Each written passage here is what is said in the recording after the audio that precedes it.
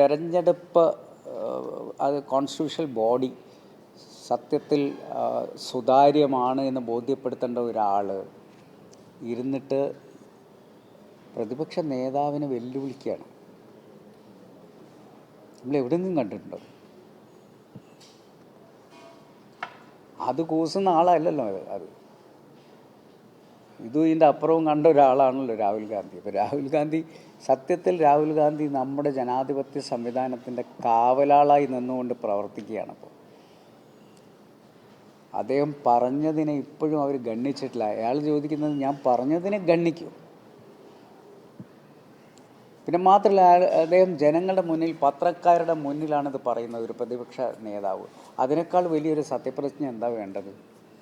ഞാൻ ഇപ്പോൾ നിങ്ങളുടെ മുന്നിൽ നിന്നുകൊണ്ട് ഇങ്ങനെ സംസാരിക്കുക, എനിക്ക് നിങ്ങളുടെ മുന്നിൽ പച്ച കള്ളം പറയാൻ പറ്റുമോ? എനിക്ക് വസ്തുതകളുടെ അടിസ്ഥാനത്തിൽ മാത്രമല്ലേ സംസാരിക്കാൻ പറ്റുള്ളൂ.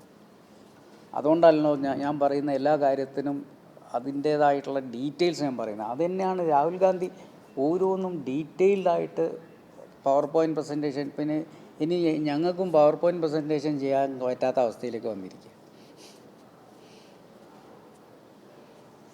അതാണ് പുതിയ കാലത്തിൻ്റെ, അതായത് വിത്ത് വസ്തുതയായിരിക്കണം നമ്മൾ ആളുകളുടെ മുന്നിൽ സംസാരിക്കുന്നത്. വെറുതെ ആളെ മാധ്യമങ്ങൾ 3 കണ്ണുള്ള കാവൽക്കാരായിട്ട് നിൽക്കുകയാണ്. അതുപോലെ ജനം നിൽക്കുകയാണ്. സോഷ്യൽ മീഡിയ ഇങ്ങനെ ശക്തമായി നിൽക്കുകയാണ്. ആ സമയത്ത് രാഹുൽ ഗാന്ധിക്ക് വന്ന് അദ്ദേഹത്തിന് വായി തോന്നിയ മാതിരി പറയാൻ പറ്റില്ലല്ലോ.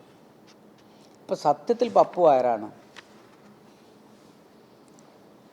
അതായത് ഈ നമ്മളുടെ തീരുവ കൂട്ടിയതിന്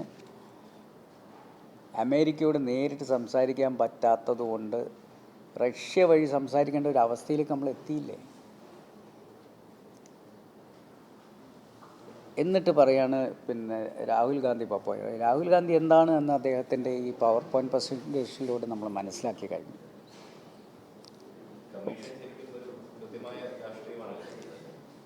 യാതൊരു സംശയമില്ലാത്ത കാര്യമല്ലേ.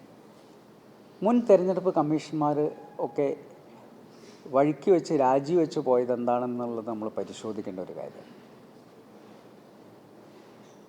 എന്തിൻ്റെ പേരിലാണ് പഴയ തെരഞ്ഞെടുപ്പ് കമ്മീഷണേഴ്സ് രാജിവെച്ചത്? അതൊരു അന്വേഷണം വേണ്ട ഒരു കാര്യമാണ്.